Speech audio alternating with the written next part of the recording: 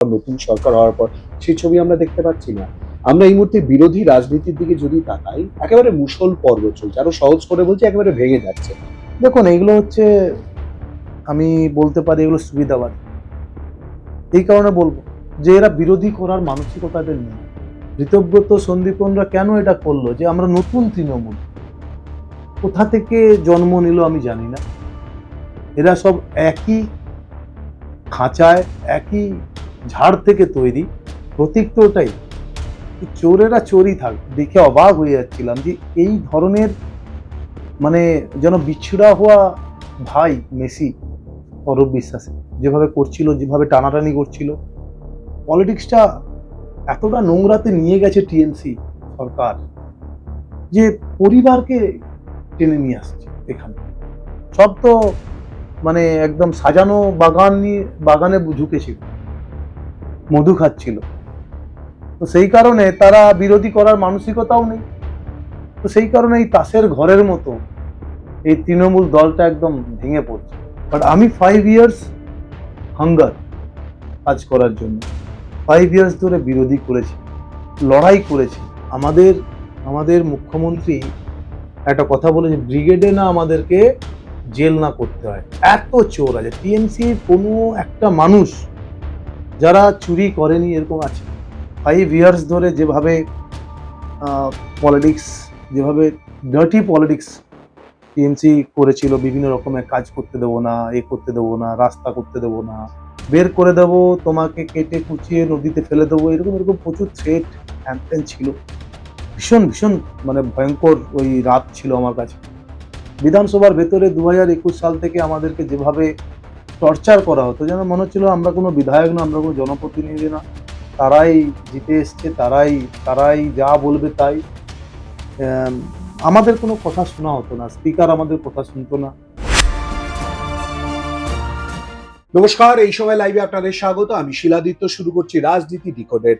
আর এই মুহূর্তে বুঝতেই পাচ্ছেন বাংলার রাজনীতি উত্তপ্ত, আর এই উত্তপ্ত রাজনীতির বিষয়ে অবশ্যই করে কথা বলবো, সঙ্গে আরো নানান বিষয় নিয়ে। এই মুহূর্তে আমাদের সঙ্গে রয়েছেন নতুন মন্ত্রিসভার, নতুন সরকারের প্রতিমন্ত্রী অশোক দিন্দা। স্বাগত জানাচ্ছি। অবশ্যই করে স্বাগত এবং অভিনন্দন অনেকগুলো দিক থেকে। এক তো দ্বিতীয়বার বিধায়ক হিসেবে, অবশ্যই করে প্রতিমন্ত্রী হিসেবে, এবং তারই সঙ্গে নতুন সরকার গঠন হওয়া। স্বপ্ন কতটা বাস্তব হলো? স্বপ্ন, সত্যি কথা বলতে, 2000 প্রথম থেকে তো কখনো রাজনীতি করিনি, বাট 2021 সালে যখন আমি পলিটিক্সে এলাম, তারপরে ওই কঠিন লড়াইয়ের পর জিতলাম, এবং ওই জিতাটা একটা অন্যরকম ছিল 2021 সালে, এখনো আমার মনে হয়। এবং মানে শুনলে মানে ভয় লাগবে, এরকম একটা পরিস্থিতির মধ্যে আমি 2021 সালে সার্টিফিকেট নিয়ে বেরিয়ে গিয়েছিলাম।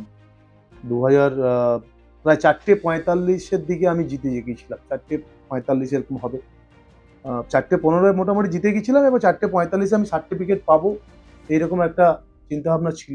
মানে আরোর সাথে কথা হচ্ছিল।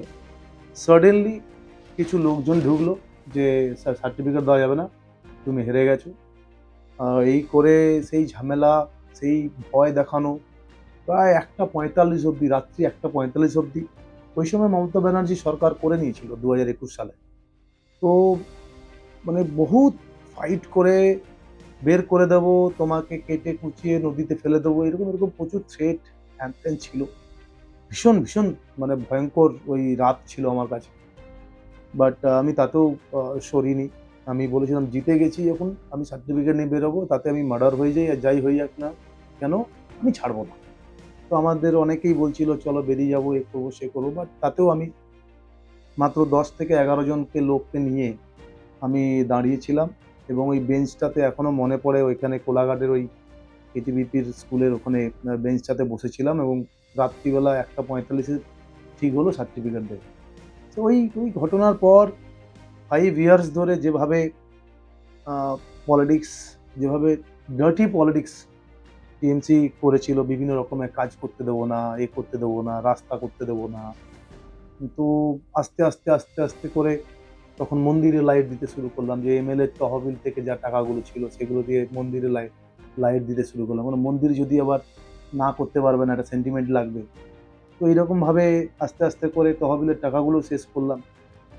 মানুষের সাথে জনসংযোগ সবসময়, সেটা আমার বরাবরই ভালো লাগে। লোকের মানুষের পাশে থাকবো বলেই রাজনীতিতে এসেছিলাম এবং সেটা করতে পেরে নিজেকেও ধন্য। এবার আরও বেটার অপরচুনিটি 2026 আমরা সরকারে এসেছি। বিধানসভার ভেতরে 2021 সাল থেকে আমাদেরকে যেভাবে টর্চার করা হতো, যেন মনে হচ্ছিল আমরা কোনো বিধায়ক না, আমরা কোনো জনপ্রতিনিধি না, তারাই জিতে এসছে, তারাই যা বলবে তাই। আম, আমাদের কোনো কথা শোনা হতো না, স্পিকার আমাদের কথা শুনতো না। কোশ্চিন অ্যান্সারে যদি তুমি 10 বার বলো তাহলে একবার তোমাকে হাত তুললে তোমায় বলতে দেবে। চ্যাংদোলা করে বহুবার বের করে দিয়েছে আমাদের। তো কোনো রকম কোনো ল অ্যান্ড অর্ডার ছিল না। তাদের কলকাতা পুলিশ তাদের সিকিউরিটি ভেতরে থাকবে, আমাদের সিকিউরিটি তারা রোদ জল বৃষ্টির মধ্যে তারা ওই রাস্তায় দাঁড়িয়ে থাকবে। তো অনেক নির্যাতন হয়েছে, মানুষের উপর নির্যাতন হয়েছে, আমাদের উপর নির্যাতন হয়েছে। আমরা প্রায় 321 জন কার্যকর্তাকে হারিয়েছি। আজকে পুরো তাদের জয়, এই জয়টা পুরো পশ্চিমবাংলার মানুষের জয়। মানুষ এই পরিবর্তন তার মানুষই করেছে। এবং 2021 সালে পশ্চিমবাংলার মানুষ আমাদের বিরোধীতে বসিয়ে আমাদের টেস্ট করেছিল। প্রচুর নেতা মন্ত্রীরা জেলে ঢুকিয়েছি আমরা, বিভিন্ন রকমের এনার্জি খাল 100 দিনের কাজ, মিড ডে মিল থেকে শুরু করে, শিক্ষা দুর্নীতি থেকে শুরু করে, শিল্প থেকে শুরু করে আমরা তাদেরকে জেলে ঢুকিয়েছি। আমরা সেই তথ্যগুলো জোগাড় করে সমস্ত কিছু আমাদের বিরোধী দলনেতা তৎকালীন আমাদের শুভেন্দুবাবু ছিলেন, এখন সিএম আমাদের। তো আমরা সব একজোট হয়ে, বিধায়ক এবং পার্টি সমস্ত একজোট হয়ে আমরা এই আন্দোলন করেছিলাম। এবং তারপরে এই 26-এর এই মানুষের এত আশীর্বাদ পাবো ভাবতে পারি। জিতবো আমরা অনেক সিট বেশি নিয়ে জিতবো, কিন্তু এই 208টা সিট নিয়ে জিতবো তো ভাবি আমি হয়েছিলাম 165 170 এরকম ভেবেছিলাম, কিন্তু 208 এগুলো মানুষেরই জয়। মানুষ ভোট দিয়েছে, মানুষ আর এই সরকারকে চাইছে না। তাই এই সরকার মানুষের সরকার। আরো অনেকগুলো বিষয় অবশ্যই করে জানবো, কিন্তু এমন একটা সময় আমি এই সাক্ষাৎকার নিচ্ছি যে সময় এই মুহূর্তে রাজ্যের রাজনীতি মানে ভোটের পর যে রাজনীতি একটুখানি শান্ত হবে, ইলেকশনে জেতার পর, নতুন সরকার হওয়ার পর, সেই ছবি আমরা দেখতে পাচ্ছি না। আমরা এই মুহূর্তে বিরোধী রাজনীতির দিকে যদি তাকাই, একেবারে মুষল পর্ব চলছে, আরো সহজ করে বলছি একেবারে ভেঙে যাচ্ছে। দেখুন, এইগুলো হচ্ছে, আমি বলতে পারি এগুলো সুবিধাবাদ। এই কারণে বলবো যে এরা বিরোধী করার মানসিকতা এদের নেই। বিরোধী কথা বলা, বিরোধীদের হয়ে লড়াই করা, এদের মানসিকতা নেই। এরা লড়াই করতে জানে না। এরা হচ্ছে মমতা ব্যানার্জির ছত্রছায়াতে এরা বড় হয়েছে। যখন দেখবে 2011 সালে মমতা ব্যানার্জি যখন সরকার এনেছিল, তারা কজন আছে মমতা ব্যানার্জির সাথে ছিল এতদিন? সব সুবিধাবাদী লোকেরা ছেয়ে গেছিল। তারা শুধু সুবিধা বোঝে, তারা বিরোধী করে লড়াই করার মানসিকতাই নেই। তো এই বিরোধী করার মানসিকতাও তো দরকার। মানুষের হয়ে কথা বলার জন্য তো যদি রাজনীতিতে আসেনি এরা নিজেদের সুবিধার্থে রাজনীতিতে এসেছে। তাই এরা বিরোধী করতে পারবে না। তাই এরা অটোমেটিকভাবে রিজাইন দেবে একের পর এক। অলরেডি শুরু হয়ে গেছে। একের পর এক রাজনীতি থেকে এরা অবসর নেবে, সরে দাঁড়াবে। 2021 সালে যে ভোট পরবর্তী হিংসা হয়েছিল, আমাদের বহু কার্যকর্তা মারা গিয়েছিল, বহু লাখ লাখ কার্যকর্তা বিভিন্ন রাজ্যে পালিয়ে গেছিল, এখনো স্টিল নাও পালিয়ে গেছে। আমি এই শ্যামনগরের কথা বলবো। কিন্তু এখন তো আর পালিয়ে যাওয়ার প্রয়োজন নেই। এখন পালিয়ে যাওয়ার কথা নেই। আমাদের তো কোনো এই ভোট পরবর্তী কোনো হিংসাই হয়নি। কোনো না মেরেছে, না পিটেছে, না কোনো মার্ডার হয়েছে। আমাদের একটা ফুটবলার আছে, সন্তোষ ট্রফি খেলছে ইউপির হয়ে, বাংলার ছেলে ঘনশ্যাম, সে এখানেই থাক। আমি শশী পাঁজাকেও অনেকবার বলেছিলাম, অরূপ বিশ্বাসকেও বলেছিলাম, একটা ফুটবলার বিজেপি করতো বলে তাকে ঘর ছাড়তে হয়েছে। সে গিয়ে ইউপিতে থেকে আবার সন্তোষ ট্রফি খেলছে। তো ভাবুন, তো এই যে হিংসা, এটা তো এখন নেই, যেটা 2021 সাল কিংবা তার আগে বাংলার রাজনীতিতে ছিল। আমাদের রাজ্য সভাপতি আমাদেরকে একটা বার্তা দিয়ে দিয়েছে ক্লিয়ারলি, যে আমরা টিএমসিকে নেব না, আমরা টিএমসিকে পিটবও না, আমরা টিএমসিকে ভাগাবো না। টিএমসি অটোমেটিক শেষ হয়ে যায়। আর সেটা হচ্ছে আমরা যে এই ৬০-৬৫ জন আমরা ৫ বছর ধরে বিরোধী করেছিলাম, বিষয়টা হচ্ছে মানুষের কাছে টিএমসি একটা চোর তো প্রমাণিত ছিল, ঠিক আছে? সেটা আমরা প্রমাণ করে দিয়েছিলাম ২০২১ সাল থেকে। আমরা বিভিন্ন রকমের চোর ধরো, জেল জেল ভরো এইসব আন্দোলন করে বিভিন্ন নেতা মন্ত্রীদেরকে আমরা জেল খাটিয়েছি। এটা তো বাস্তব। এবং সেইখানে দাঁড়িয়ে সরকার যখন নেই, তারা বেরোতে পারছে না, সমাজের মুখ দেখাতে পারছে না যে আমি যে টিএমসি করি বলতে পারবো না। আমি যদি রাস্তায় বেরোই, পাবলিক আমাদের মারবে। চারিদিকে তো চোর চোর স্লোগান। যেটা অভিষেক ব্যানার্জির সাথে হলো, পাবলিক কেউ না কেউ জুতো ছুঁড়বে, কেউ না কেউ ডিম ছুঁড়বে। ঋতব্রত, সন্দীপনরা কেন এটা করলো? যে আমরা নতুন তৃণমূল, কোথা থেকে জন্ম নিল আমি জানি না। এরা সব একই খাঁচায়, একই ঝাড় থেকে তৈরি, এবং শুধু পাবলিকের কাছে বাঁচার জন্য, রাজনীতিতে টিকে থাকার জন্য এরা শুধু মমতা ব্যানার্জির থেকে সরে দাঁড়িয়েছে।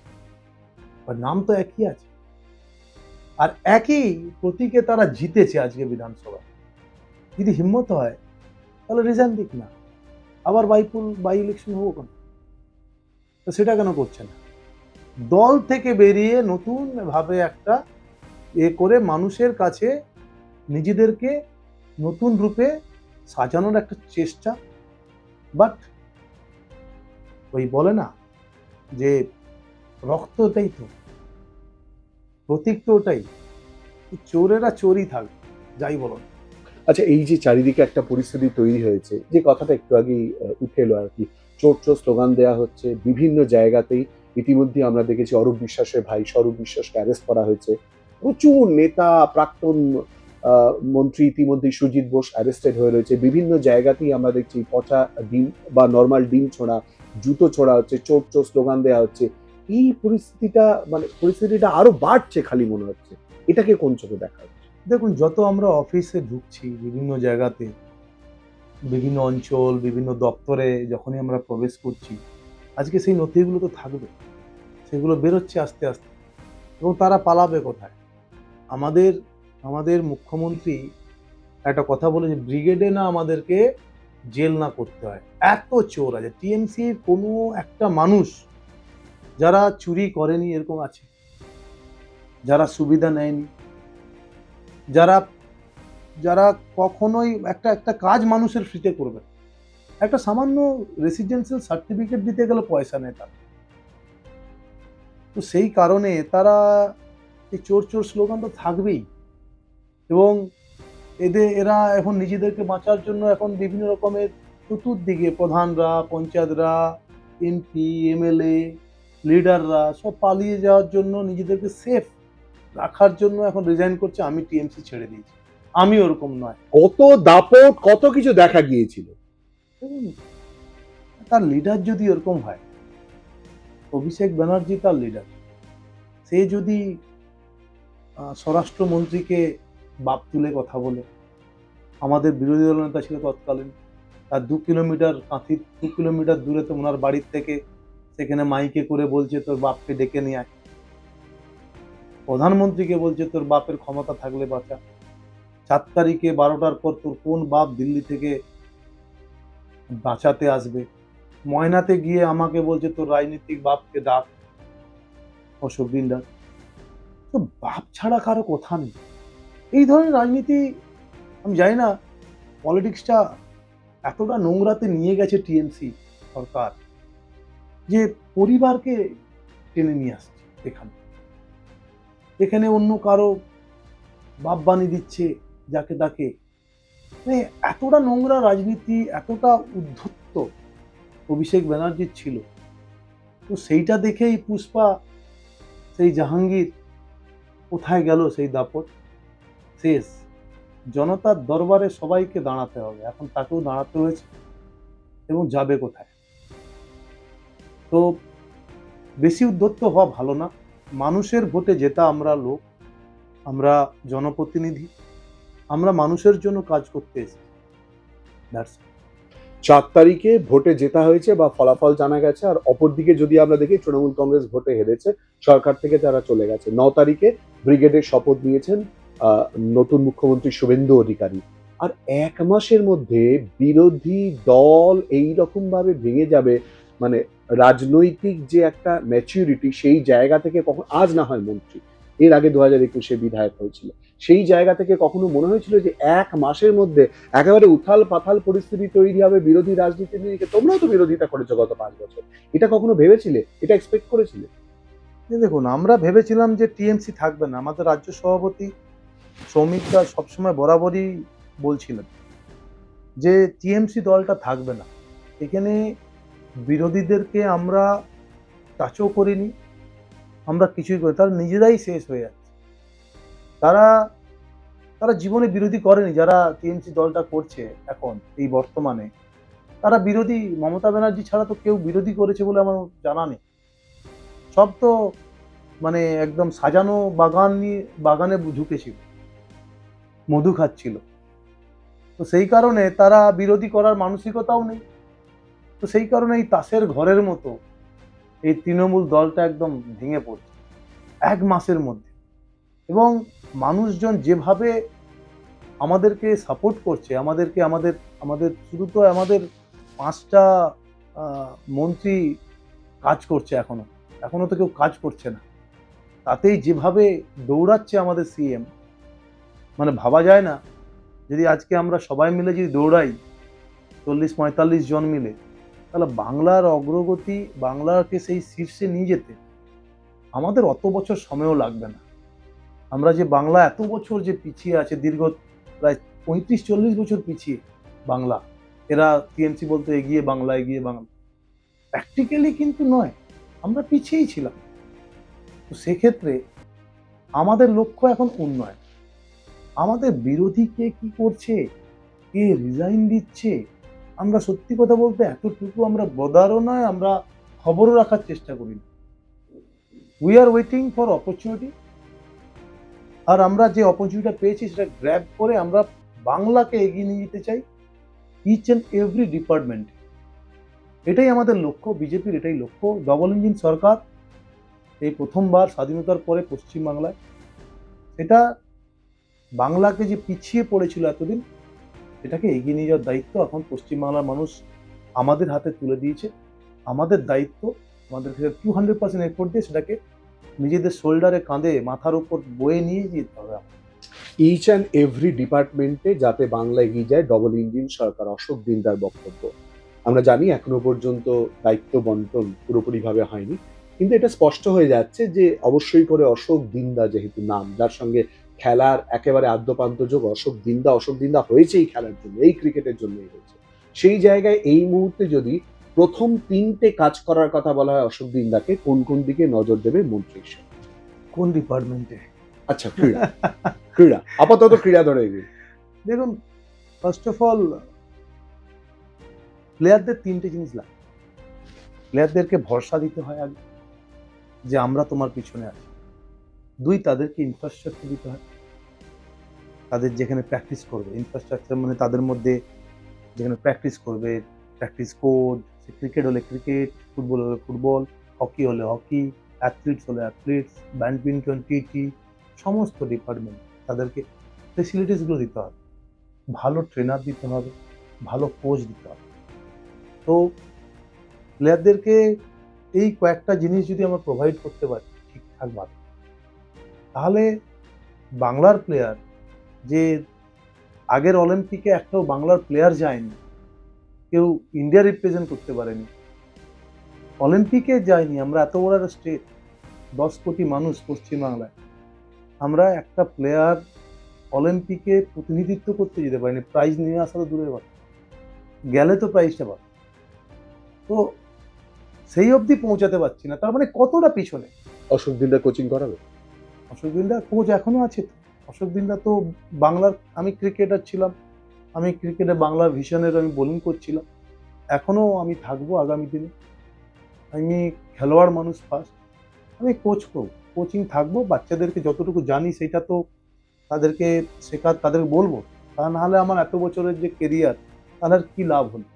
তো যখনই সুযোগ পাবো প্লেয়ারদের সাথে কথা বলবো এবং প্র্যাকটিসেও থাকবো, যেখানেই থাকি না কেন আমি। তো স্পোর্টস ছাড়া তো আমার পরিচয় একদম কিছুই না।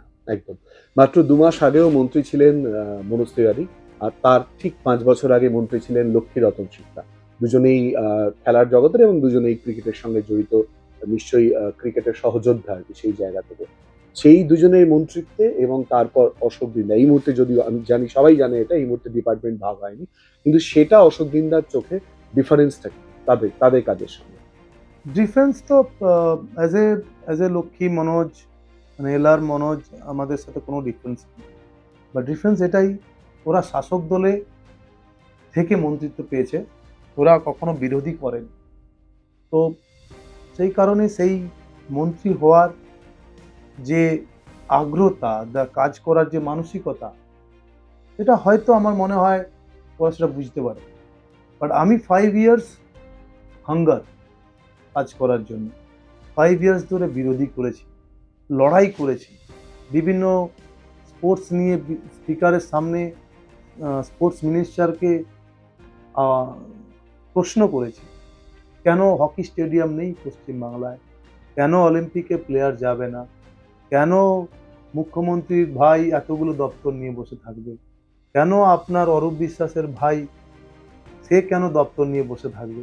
এই যে প্রশ্ন করা, বিভিন্ন ডিপার্টমেন্টের, স্পোর্টসের ডিপার্টমেন্টের প্রশ্ন করা, সেগুলো আমরা করেছি, তো সেগুলো আমরা জানি। তো সেই কারণে মনোজ আর এলআর ওরা জিতে গিয়েই মন্ত্রী হয়েছিল, ওরা বিরোধিতা কি জিনিস জানে না। তো আমি বিরোধী থেকে যদি সুযোগ পাই, মন্ত্রী হয়েছে এবং কোন ডিপার্টমেন্ট দেবে জানি না, আমি চেষ্টা করব, আমাদের যে এখন স্পোর্টস মিনিস্টার আছে এবারে তার সাথে কথা বলবো, তার সাথে কথা বলার পর ওনার দুজনে মিলে আলোচনা করেই স্পোর্টসকে এগিয়ে নিয়ে যেতে সাহায্য করব। আর তাছাড়াও যদি আমি এই ডিপার্টমেন্টে না থাকি, তাতেও স্পোর্টসের হয়ে আমার কন্ট্রিবিউশন থাকবে, কারণ ফার্স্ট অফ অল আমি হচ্ছে স্পোর্টস পার্সন। যখন আমরা এই আলোচনা করছি মেসি কাণ্ডের পরিপ্রেক্ষিতে, আর কিছুক্ষণের মধ্যেই হয়তো পুলিশ অরূপ বিশ্বাসের বাড়িতে পৌঁছবেন, আমি জানি না এতক্ষণে পৌঁছে গিয়েছেন কিনা, এবং তারা হয়তো কথাবার্তা বলবেন তদন্তের স্বার্থে ইত্যাদি। কোন চোখে বিষয়টা দেখছেন? অরূপ বিশ্বাসকে নিয়ে পরপর নানান বিতর্ক বক্তব্য বারবার করে সামনে এসেছে, ইতিমধ্যেই অরূপ বিশ্বাস জেলে। একদম থাকা উচিত, একদম ও জেলে থাকাই উচিত। আমি মনে করি যেভাবে দীর্ঘ 15 বছর ধরে বাংলার স্পোর্টসকে 10 বছরের দায়িত্ব পেয়েছিল, বাংলার স্পোর্টসকে যেভাবে তলান্তরিতে নিয়ে গেছে, মানে ভাবা যায় না। এবং মেসি কাণ্ডে, বিশেষ করে মেসি কাণ্ডে ওই সময় একটা আমার শতদূর সাথে কথা হচ্ছিল যে আমার একটা ম্যাচ খেলবে, সেলিব্রিটি ম্যাচ খেলানোর কথা চলছে, ওটাকেও করতে দেওয়া হয়নি শুনলাম, ঠিক আছে। এবং আমি সৌরভ গাঙ্গুলি দুজন মিলেই কিন্তু একসাথে আমরা মাঠেও গিয়েছিলাম, আমাদেরকে মাঠের ভেতরে কোনো ক্যামেরা ধরা পড়বে না, আমরা মাঠের একদম ভেতরেই এক কোণে দাঁড়িয়েছিলাম, ঠিক আছে। তো সেখানে দেখছিলাম এবং দেখে অবাক হয়ে যাচ্ছিলাম যে এই ধরনের, মানে যেন বিচ্ছুড়া হওয়া ভাই মেসি, অরূপ বিশ্বাস যেভাবে করছিল, যেভাবে টানাটানি করছিল, মানে একটা international player, not only international player, is মানে পৃথিবীর ওয়ার্ল্ড ক্লাস প্লেয়ার, ফুটবলের ভগবান এখন। সেই মেসি আজকে এমনভাবে তাকে করছে, তাকে তাকে কোনো রেসপেক্ট করা নেই। আমরা জানি প্লেয়ার, আমরা একটা প্লেয়ারকে কীভাবে রেসপেক্ট করতে হয়, তাকে দূর থেকে কিংবা হাই হ্যালো ম্যাক্সিমাম, আর বেশি নয়। সে একটা বিদেশি প্লেয়ার এসছে, তাকে নিয়ে আসা হচ্ছে, তাকে কে নিয়ে এসছে? জনগণের টাকাতেও নয়, মানুষজন, তারা যাকে মেসির ফ্যান, তারা টিকিট কেটে তারা নিয়ে গেছে, সরকারের টাকায় আনেনি কিন্তু, নাহলে সরকার টাকায় আনলাম, নাহলে মন্ত্রী বললো যে আমি আমার এখানে আমি নিয়েছি, আমি তার সাথে ডিনার খাবো, সেটার আলাদা বিষয়। কিন্তু এনেছে মানুষের, পাবলিকের টাকায়, পাবলিক টাকা দিয়ে টিকিট কিনেছে, তার টাকাতে নিয়ে এসছে এবং পাবলিকই দেখতে পেল না।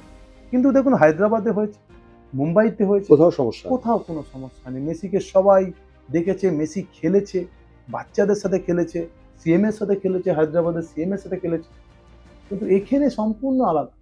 কোথাও কি এটা পলিটিক্স আর আমাকে দেখানো, আমি করছি, এরকম একটা বিষয় জড়িয়ে রয়েছে আরো বেশি পরিমাণে? ছবি তো রয়েছে। এটা এটা তো অরূপ বিশ্বাসী বলতে পারবে, যখন পুলিশের এতে আদালতে ঢুকবে তখন ওই বলতে পারবে যে ও কেন এত আমি আমি আমি করছিল। ভিডিও তো তাই বলে যে আমি ওকে নিয়ে এসেছি, এরকম একটা চিন্তা ভাবনা। তো এটা তো আদালত কথা বলবে। এখানে পুলিশ যখন যদিও ওনার বাড়িতে বলছে যে যাচ্ছে বা ডেকে পাঠিয়েছিল, শরীরের বাহানা দেখিয়েছিল শরীর খারাপ, বাট এখন যাওয়ার কথা, পুলিশও যাবে ওনার বাড়িতে, অবশ্যই যাবে, যাওয়া উচিত আমি বলে মনে করি।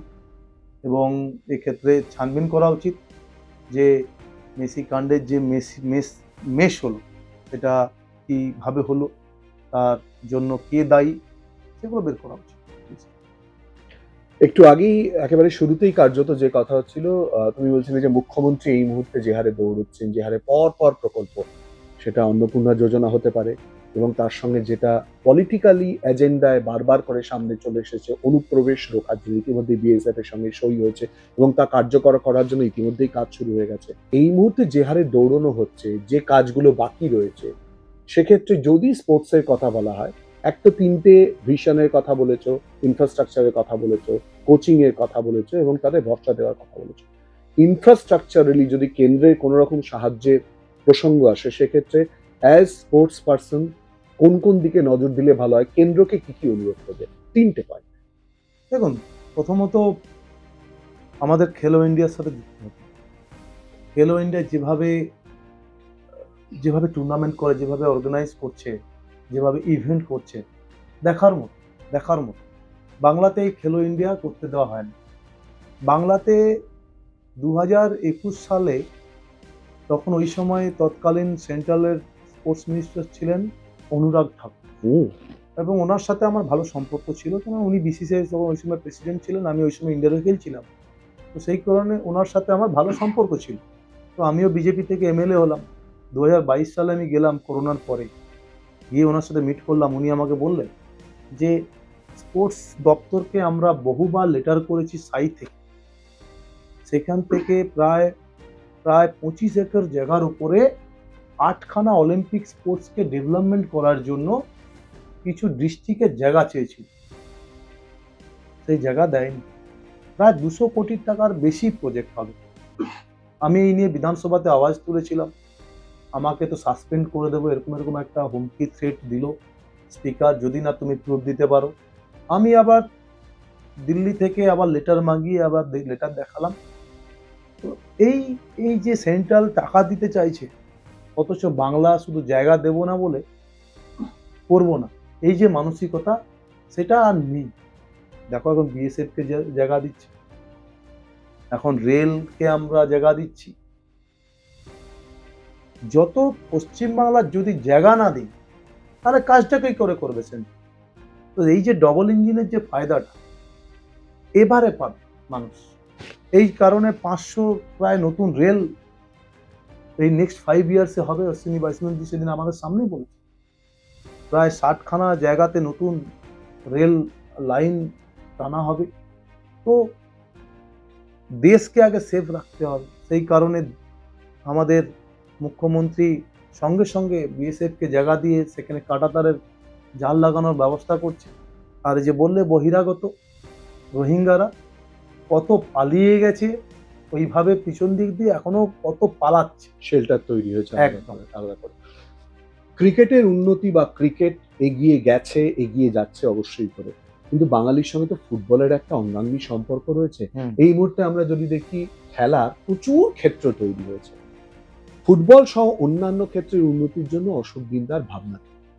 ওই তো আমি বললাম, ইনফ্রাস্ট্রাকচার, মানুষকে খেলার মাঠে নামাতে হবে এবং গ্রামে গ্রামে খেলা করাতে হবে খুব ভালো। এবং সেখান থেকে ঠিক করে নিয়ে আসতে হবে, সে ছেলেরাও খেলবে, মেয়েরাও খেলবে, মেয়েদের স্পোর্টস আলাদা হবে, ছেলেদের স্পোর্টস আলাদা হবে, তবে গিয়ে প্লেয়ার আসবে। 1 লাখ প্লেয়ার যদি খেলে, আমি সেখান থেকে 100টা প্লেয়ার চুজ করব, সেই 100টা প্লেয়ারকে ট্রেনিং করানোর পর সেখান থেকে 30টা প্লেয়ার বাঁচবো, এই 30টা প্লেয়ার থেকে আমি 15 জনের টিম বানাবো। এইটা হবে সিস্টেম। আর এখানে এতদিন যেটা হতো যে এর ছেলেকে টাকা দিয়ে দিলে সে চান্স পেয়ে যেত, ওর ছেলেকে টাকা দিয়ে দিলে সে চান্স পেয়ে যেত। এই যে পরিস্থিতিটা এখন ময়দানে হচ্ছে, সেটাকে পরিবর্তন করতে হবে, চেঞ্জ করতে হবে। অশোক দিন্দা খেলা থেকে পলিটিক্সকে কত তাড়াতাড়ি দূরে সরাতে পারবে? আমি জানি ডিপার্টমেন্ট ভাগ হয়। না হলেও ডিপার্টমেন্ট ভাগ না হলেও স্পোর্টস আমি অবশ্যই স্পোর্টস মিনিস্টারকে অবশ্যই অনুরোধ করব, দরকার হলে লেটারও করব, যে আর আমাদের স্পোর্টস মিনিস্টার বারবার বলছে তো আমরা রাজনীতিতে ক্রীড়াঙ্গনে কোনো পলিটিক্স ঢুকতে দেবো না, যেটা তৎকালীন সরকার মানে বিগত সরকার এটা রাজনীতি সমস্ত চেয়ারম্যান বড় বড় ঘুঘুর বাসা তৈরি করে রেখেছে, সেগুলোকে আগে ব্রেক করতে হবে। সমস্ত কমিটিতে যে চেয়ারম্যান যে সেক্রেটারি ভালো ভালো স্পোর্টসগুলোতে তারা দায়িত্ব নিয়ে বসে আছে, তাদেরকে সরাতে হবে। তারা জীবনে স্পোর্টস খেলেনি, দেখেনি, তারা বোঝে না, তারা জানে না। তো সেই কারণে স্পোর্টসের ডেভেলপমেন্ট নেই। শুধু স্পোর্টস নয়, each and everything, everywhere, every দপ্তরে টিএমসি কেউ না কেউ কাকা জেঠা ভাইপো সব বসে, কোনো না কোনো মন্ত্রী, সব জায়গা থেকে বের করতে হবে ওদের, নাহলে কোনো দপ্তর এগোনো যাবে না। অশোক দিন্দার নিজের পছন্দ কি? এক্স ক্রিকেটার, বিধায়ক, মন্ত্রী? এই রে, এই প্রশ্নের উত্তর দেওয়া একটু কঠিন, but as a sports person আমি অলওয়েজ স্পোর্টসটাকে ইন্ডিয়া রিপ্রেজেন্ট করা খুবই মানে বাবা মার আশীর্বাদ, এলাকার সমস্ত মানুষের আশীর্বাদ না হলে সম্ভব নয়। কঠোর হার্ডওয়ার্ক, কঠোর পরিশ্রম, সেই সেই জেদ, সেই জিনিসটাই কিন্তু আমাকে আজকে রাজনীতিতে আমি উপকৃত। সেই জেদের কারণে আমি সার্টিফিকেট নিয়ে 2021 সালে বেরিয়েছিলাম, সেই জেদের কারণে আমি এই লড়াই দিতে পেরেছি রাজনীতিতে। ওই যে মানসিকতা, হেরে না যাওয়ার মানে মানসিকতা, হারবো না, জিততে হবে, আমার সামনে কেউ দাঁড়াতে পারবে না, আমি এগিয়ে যাব, এই যে মানসিকতা, কঠোর পরিশ্রম করার যে হার্ডওয়ার্কিং করার মানসিকতা, এটা রাজনীতিতেও আমার কাজে লেগেছে। এখানেও প্রচুর মানুষ আমাকে আশীর্বাদ করেছে, তবে না গিয়ে আমি দুবারের বিধায়ক। তো এটা সম্পূর্ণ মানুষের জয়। আর যখন স্পোর্টস খেলতাম তখন আশীর্বাদ, এবং সম্পূর্ণ তখন নিজের কৃতিত্ব এবং আমার টিমমেটসের কৃতিত্ব ছিল। পছন্দের জায়গা কি? কলকাতা, ময়না? ওটা তো বাড়ি, প্রথম বাড়ি, আমি ওখান থেকেই বড় হয়েছি। ময়না অলওয়েজ আমার একটা আলাদা, সেখানে ছোট থেকে বড় হয়েছি। প্রায় 14 বছর বয়স অবধি আমি ওখানে ছিলাম।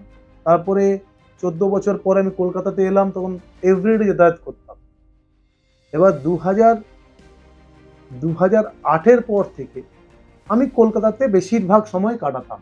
ছোট্ট একটা ফ্ল্যাট নিয়েছিলাম, আইপিএল খেললাম 2008 সালে, সেখান থেকে টাকা পেলাম, একটা ছোট্ট ফ্ল্যাট নিয়েছিলাম। তারপর থেকে কলকাতাতে আমি আস্তে আস্তে করে থাকা শুরু করলাম একা একা। নাহলে তো আমি ময়নাতেই বড় হয়েছি। তো প্রায় প্রায় আমি দীর্ঘ তখন 22 বছর বয়স, তো 20-22 বছর বয়স তো আমি ময়নাতে কাটিয়েছি। ঘরের মাঠ, ওখানে আমার পুকুর, বাড়ি, সমস্ত কিছু। গ্রাম ইজ গ্রাম, গ্রামের থেকে সুন্দর। কলকাতায় হয়তো গাড়ি ঘোড়া, ব্রিজিস, মানে লোকজন, লাইট ঝাঁ চকচকে, হ্যাঁ, বড় বড় বহুতলা বাড়ি, বাট গ্রামের সেই আলাদা, বৃষ্টি পড়লে আলাদা, সেই আলাদা শব্দ, গাছের শব্দ, হ্যাঁ, বাঁশ গাছ, তেঁতুল গাছ, কলা গাছ, খিরিস গাছ, কত বড় বড় গাছ, 100-150 বছরের গাছ, সেই বাঁকা বাঁকা রাস্তা। গ্রাম আলাদা, গ্রাম আলাদা, গ্রাম পুরো কলকাতার থেকে সম্পূর্ণ আলাদা।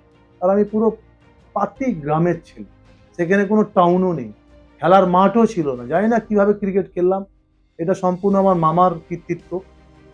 আমি যখন আমার 8 বছর, মানে 7.5-8, তখন আমি আমার বাবাকে হারাই। আমি আর সব থেকে ছোট ছেলে বাড়ির, আমার 4 ভাই আমাকে নিয়ে, এবং মামা আমাকে কলকাতা নিয়ে এসেছিল 14 বছর বয়সে।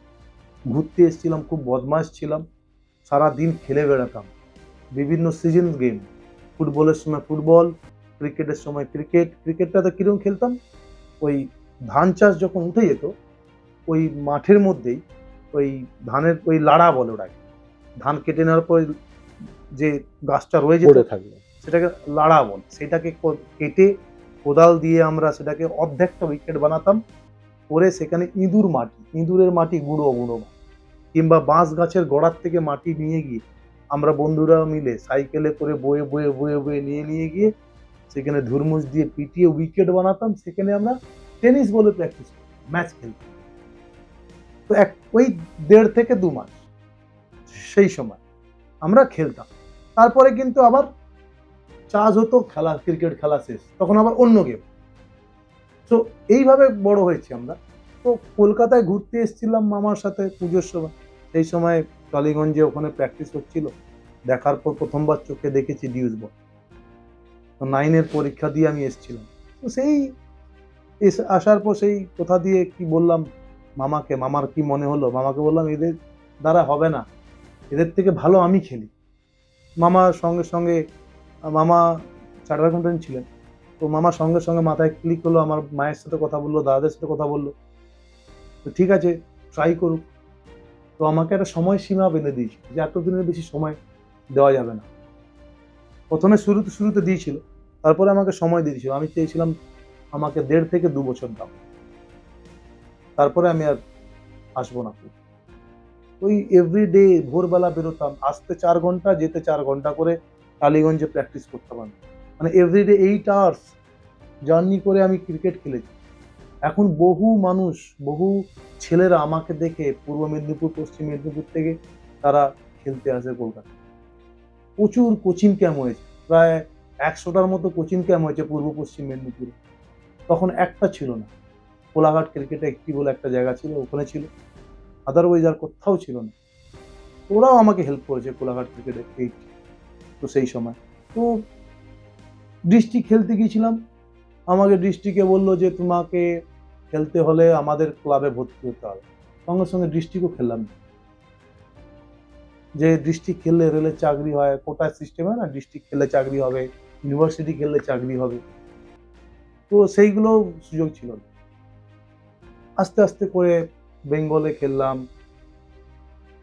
আইপিএল খেললাম, কোথা দিয়ে ইন্ডিয়া খেললাম, কোথা দিয়ে 100 প্লাস ফার্স্ট ক্লাস ম্যাচ খেললাম।